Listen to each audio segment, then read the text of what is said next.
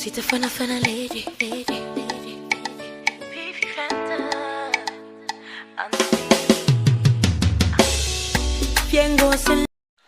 Bonsoir, bienvenue à ce nouveau podcast de 229 Basketball Talent. Aujourd'hui encore, nous recevons un passionné qui a plusieurs casquettes de la balle orange qui va se présenter dans un instant et on parlera de beaucoup de choses assez intéressantes avec lui. Coach. Merci. Et mon nom c'est Yebadoupo Adelaye Arnold Teddy, professeur certifié d'éducation physique et sportive, arbitre fédéral de basketball, entraîneur coach module de basketball. D'accord. Vous avez parlé tout à l'heure d'être entraîneur Young Coach module 2. Pouvez-vous nous dire quels sont les clubs que vous avez eu à coacher depuis l'acquisition de ce diplôme? Merci. Avant le module 2, j'ai passé d'abord le module 1. Oui.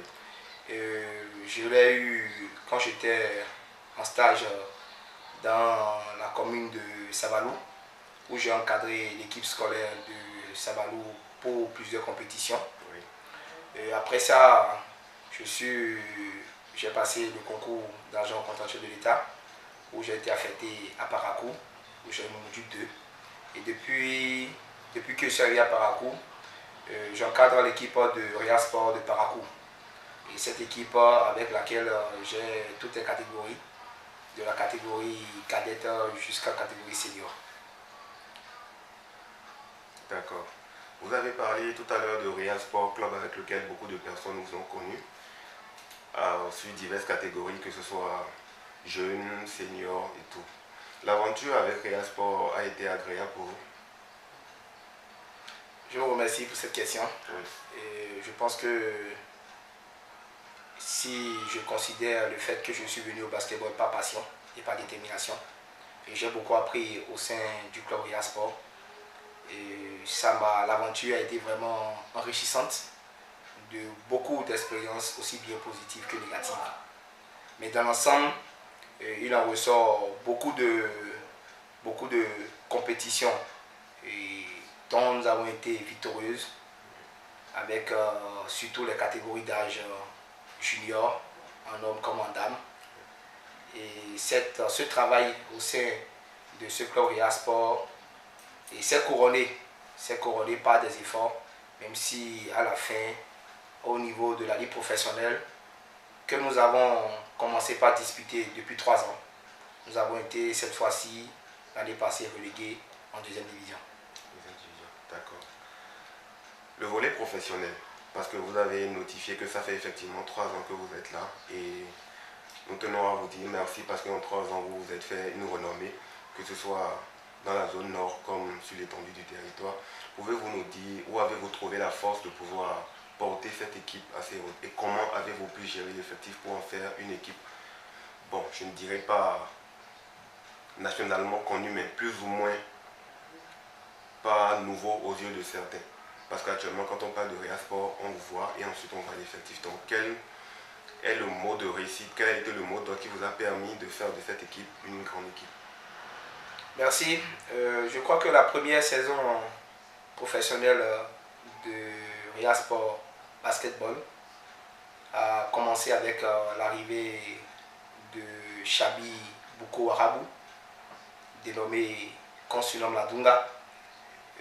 C'est à cette où je suis allé un soir pour lui faire la proposition de rejoindre la jeune équipe que j'avais au sein de Real Sport Senior, de l'équipe senior. Et en un premier temps, je crois que M. Chabi Bouko Warabou m'a reçu à bras ouverts et a accepté l'offre de venir travailler avec des plus jeunes. Puisque c'était une première année, on avait beaucoup de joueurs qui avaient 21 ans, 22 ans, et c'était pour eux une première de vraiment jouer au championnat professionnel. Et donc il fallait beaucoup de coaching dans tous les sens, aussi bien sur le plan technique, tactique, psychologique et sur le plan des conseils pour que vraiment les joueurs puissent rester pour donner le meilleur d'eux-mêmes. Cette première saison a été plus ou moins réussie parce que là on a On a été parmi les 4 meilleurs de la zone nord sur 6 équipes. Et on a enregistré quelques blessures au sein de nos joueurs qu'on a su soigner pendant la période de repos avant de redémarrer la deuxième saison. Mais cette deuxième saison, on a connu aussi l'arrivée de 2 autres joueurs qui ont porté haut cette équipe, et nous avons été jusqu'en play-off à Ouida, ce qui a fait que nous avons eu la chance d'être 4e du Bénin.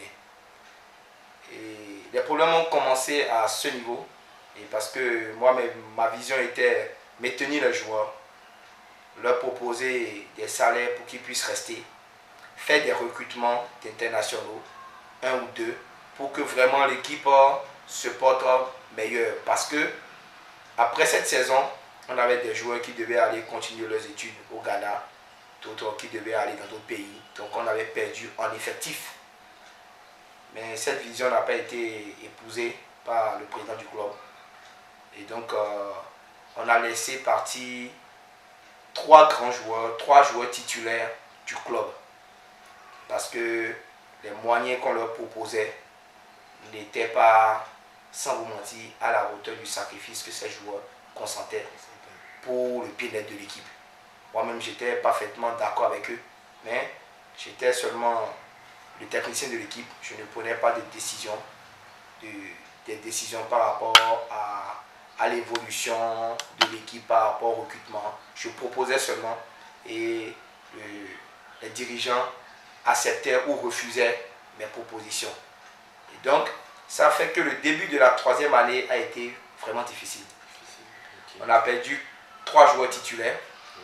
Et malheureusement, on a eu encore la Dunga, Chabi Boko Warabou, qui était gravement malade et qui n'a fait que 2 matchs toute la saison. Et pratiquement les victoires de l'équipe se focalisaient sur la Dunga parce que c'était l'homme de tous les matchs en termes de passes, en termes de points, en termes de rebonds. L'homme a tout fait. Quand ça n'allait pas, c'est lui qui prenait tout sur sa tête, et il le faisait très bien.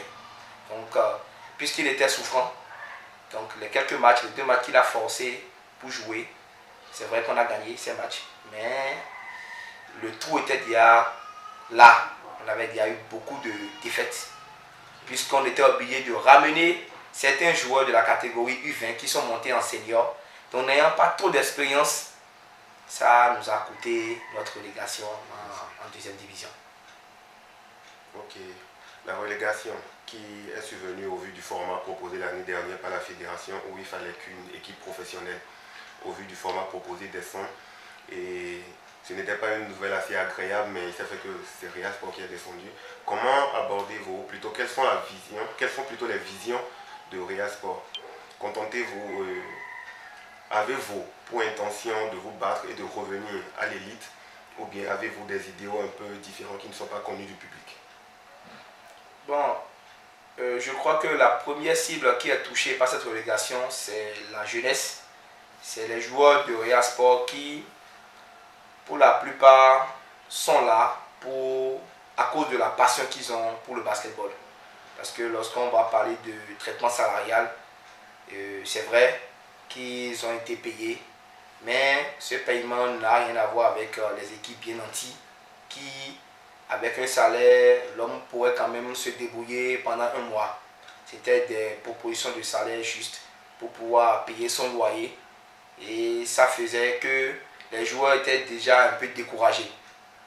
Mais je peux vous dire que cette relégation a touché tout le monde. Tout le monde était vraiment perdu, parce que je me voyais détruire carrément la ligne de ces jeunes qui ne pourraient plus gagner tout au moins leur mensualité pour gérer leur quotidien, et qui seront relégués en 2e division. Qu'est-ce que ces jeunes vont devenir? Pour d'autres qui ont des profils d'études élevés, ils vont postuler sûrement à des postes de responsabilité, ils vont chercher de l'emploi. Et est-ce qu'ils vont toujours rester là pour pouvoir, car ces jeunes-là vont se chercher. Et je me disais, est-ce que la déception qu'ils ont eue en apprenant cette relégation ne va pas les amener à fuir carrément le basketball, un sport que nous tous nous aimons. Mais à ma grande surprise, nous avons eu des départs. Certains de nos joueurs ont été appelés par des équipes voisines. On a donné notre aval parce que nous ne sommes pas là pour garder un joueur. Nous avons envie que les joueurs puissent évoluer selon leurs désirs. Mais la plupart des joueurs qui ont joué les derniers matchs pour la relégation sont là actuellement. Et je peux vous dire que nous avons repris les entraînements. Ils sont motivés. Nous avons eu 2 renforts encore dans notre effectif. Et je crois que ces 2 renforts vont permettre quand même à notre équipe de rejouer dans peu de temps l'élite. Nous n'avons pas la prétention de tout savoir, mais lorsque je fais mon œil gauche et j'observe cette nouvelle équipe que je suis en train de bâtir, et je sens que cette équipe, si nous avons les moyens, nous avons des aides un peu partout, cette équipe fera plus mal que l'ancienne équipe. D'accord, chose que nous espérons. Vous ne l'avez peut-être pas énuméré plus tôt, vous avez aussi une équipe féminine qui participe encore à l'élite cette année, sous un nom connu peut-être de peu de personnes ou primeurs. Et quels sont vos objectifs avec cette équipe au vu du nouveau format que propose la fédération cette année? Merci. Je crois que j'étais très ému lorsque on m'a convié à entraîner cette nouvelle équipe de Rob Dreamers. Sûrement à cause de ma petite expérience au niveau du championnat professionnel. Et déjà cette équipe, elle est très jeune. La moyenne d'âge fait 20 ans. 20 ans, il y a quelques-unes qui ont déjà dépassé 20 ans, mais la moyenne quand même, il y a beaucoup de jeunes joueuses au sein de cette équipe. Okay. Déjà, la mentalité de cette équipe, c'est pouvoir démontrer à l'adversaire, quel que soit le résultat du match, que nous sommes jeunes et que nous sommes capables de courir sur tout le terrain pendant les 4 ans. Et cette vision que j'apporte à cette nouvelle équipe va permettre à ces filles de développer des réflexes en défense individuelle tout terrain. Et je suis sûr que ces réflexes qu'elles vont développer avec les stratégies que j'apporte va leur permettre dans 2 à 3 ans de vraiment tenir tête aux grandes équipes du championnat professionnel. Quand je dis grandes équipes, les équipes qui sont déjà là, fait il y a 5 ans, qui sont là depuis longtemps et qui ont la capacité d'avoir beaucoup de renforts pour avoir une équipe très forte. Mais nous n'avons pas en griffe une équipe très forte, mais nous avons une équipe de jeunes très dociles avec laquelle nous comptons quand même écrire l'histoire. Parce que quand je dis écrire l'histoire, c'est très important. C'est notre première participation au championnat professionnel dames. Oui. Et nous allons mettre des petits plats dans l'écran pour pouvoir amener tous ceux qui nous suivent de près et de loin à aimer et à nous tendre la main si possible lorsque nous serons en difficulté. D'accord. Une chose encore, lors de la dernière élection pour les membres de la Ligue du district du Borgo, vous avez été nominé à un poste que vous avez peut-être omis dans votre présentation. J'aimerais vous demander quel est le poste en question et quelles sont vos motivations en allant à la quête de ce poste. Merci. Oui, effectivement, je suis l'organisateur général de la Ligue du Borgo. Mes motivations à ce poste, c'est pouvoir permettre à notre championnat, au championnat amateur, de ne souffrir d'aucune organisation. D'avoir le matériel à temps pour commencer les matchs à l'heure, de pouvoir être présent lorsque nous avons une manifestation de la balle orange, d'avoir quand même quelqu'un sur qui compter pour que les petits détails de l'organisation soient réussis. Parce que vous savez, pour tout événement, lorsque l'organisation elle est réussie, l'événement est réussi. Et donc je me dis que c'est un point très stratégique où j'ai bien envie de me sacrifier, de donner du temps pour que cette ligue du Borgou réussisse sa mission. Ça ne serait pas facile, mais je crois que nous allons nous battre pour pouvoir réussir cette mission avec et à sa tête quand même le président qui est un homme très engagé et très motivé.